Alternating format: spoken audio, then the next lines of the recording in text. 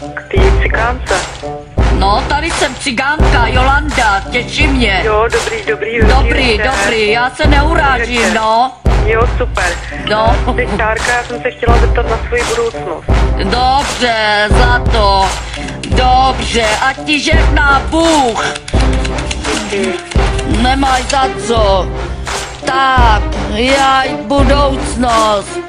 Hodně vysoko míříš, hodně vysoko, protože jako vidím tady, jak jsi mě nazvala cigánka, ano, já se za to nestydím, protože moje jméno je Jolanda a taky ti řeknu jako cigánka. Hodně vysoko, tvoje budoucnost hodně míří vysoko a odejdeš tam, kde žiješ, hodně budeš někde.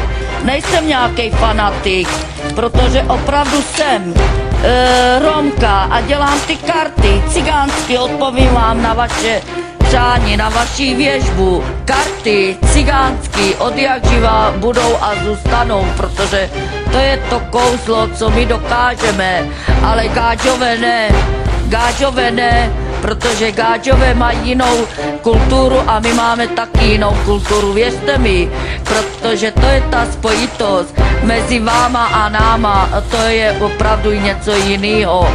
A my jako tady ta, už za naší generaci, všechno jsme věděli, jak to přijde a jak to bude, ale vy teďka jste z toho všeho se probouzíte, ale ještě jste trošku zaospali tyhlety době.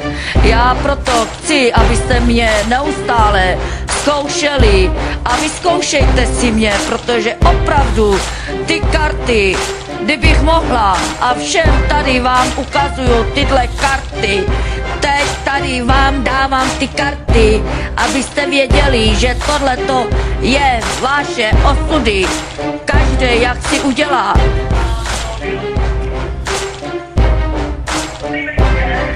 Dobrý večer. Pokud ten pán má zájem, jestli jsem cigánka, já mu odpovím.